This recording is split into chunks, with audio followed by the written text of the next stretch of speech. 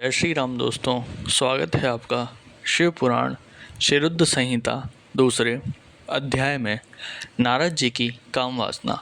सूत जी बोले, हे ऋषियों, एक समय की बात है।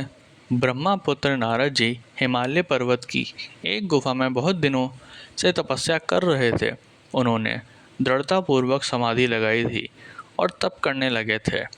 उनके उग्र तप का समाचार पाकर देवराज इंद्र कांप उठे। उन्होंने सोचा कि नारद मुनि मेरे स्वर्गलोक के राज्य को छीनना चाहते हैं। ये ख्याल आते ही इंद्र ने उनकी तपस्या में विघ्न डालने की कोशिश की। उन्होंने कामदेव को बुलाया और कहने लगे, हे कामदेव, तुम मेरे परम मित्र एवं हितैषी हो। नारद हिमाचल पर्वत की गुफा में बैठकर तपस्या कर रहा है। कहीं ऐसा न हो कि वह वरदान में ब्रह्मा जी से मेरा स्वर्ग का राज्य ही मांग बैठे। अतः तुम वहां जाकर उसका तप भंग कर दो। यह आज्ञा पाकर कामदेव वसंत को साथ ले बड़े गर्व से उस स्थान पर गए और अपनी सारी कलाएं रच डाली। कामदेव और वसंत के बहुत प्रयत्न करने पर भी नारद मुनि के मन में कोई विकार उत्पन्न नहीं हुआ। महादेव जी के अनुग्रह से उन दोनों का गर्व चूर्ण हो गया। ऐसा इसलिए हुआ क्योंकि महादेव जी की कृपा से नारद मुनि पर कामदेव का कोई प्रभाव नहीं पड़ा था। पहले उस आश्रम में भगवान शिव ने भी तपस्या की थी। उसी स्थान पर उन्होंने ऋषि मुनियों की तपस्या का नाश करने वाले कामदेव को भस्म कर डाला था।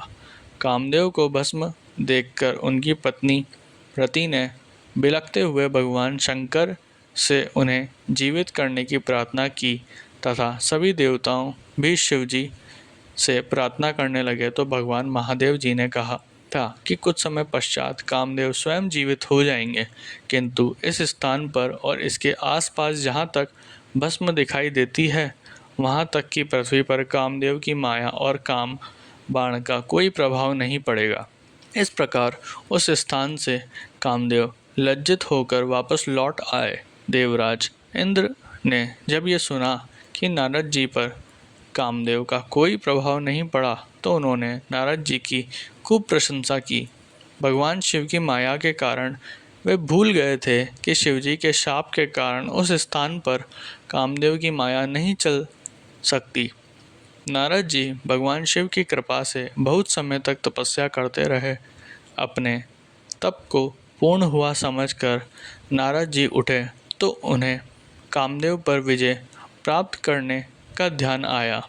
तब उन्हें मन ही मन इस बात का घमंड हुआ कि उन्होंने कामदेव पर विजय प्राप्त कर ली है। इस प्रकार अभिमान से उनका ज्ञान नष्ट हो गया। वे यह समझ नहीं सके कि कामदेव के पराजित होने में भगवान शंकर की ही माया थी। तब वे अपनी काम विजय की कथा सुनाने के लिए शीघ्र ही कैलाश पर्वत पर जा पहुँचे और भगवान शिव को नमस्कार कर कर अपनी तपस्या की सफलता का समाचार तथा कामदेव पर विजय प्राप्त करने का समाचार कह सुनाया। ये सुनकर महादेव जी ने नारद की प्रशंसा करते हुए कहा, हे नारद, आप परम धन्य हैं, परंतु मेरी एक बात याद रखना कि ये समाचार किसी अन्य देवता को मत सुनाना। विशेषकर भगवान विष्णु से तो इस बात को कदापि न कहना। ये वृतांत सबसे छिपा कर रखने योग्य है। तुम मेरे प्रिय हो, इसलिए मैं तुम्हें यह आज्ञा देता हूँ कि यह बात किसी के सामने प्रकट मत करना।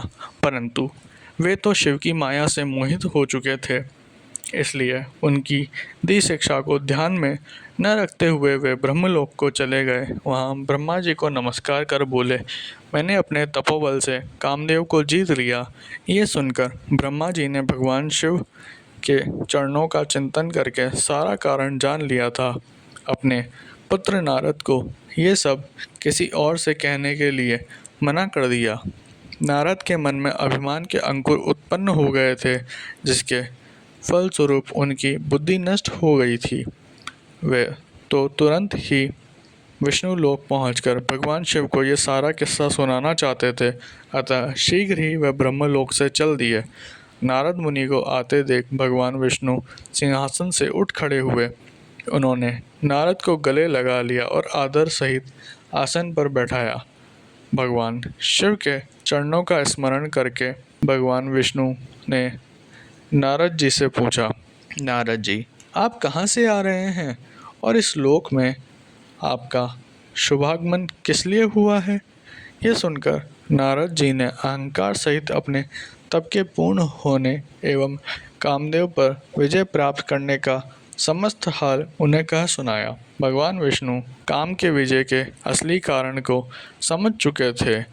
वे नारद जी से बोले, हे नारद जी, आपकी कीर्ति एवं निर्मल बुद्धि धन्य है। काम, क्रोध एवं लोभ मोह उन मनुष्यों को पीड़ित करते हैं जो भक्तिहीन हैं। आप तो ज्ञानी, वैराग्य से युक्त एवं ब्रह्मचारी हैं।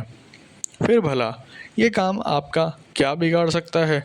देवर्षि नारद बोले, हे भगवान, ये सब आपकी कृपा का ही फल है। आपकी कृपा के आगे कामदेव की क्या सामर्थ्य है जो मेरा कुछ बिगाड़ सके? मैं तो सदा ही निर्भय हूँ। इतना कहकर नारद जी विष्णु भगवान को नमस्कार कर वहाँ से चल दिए।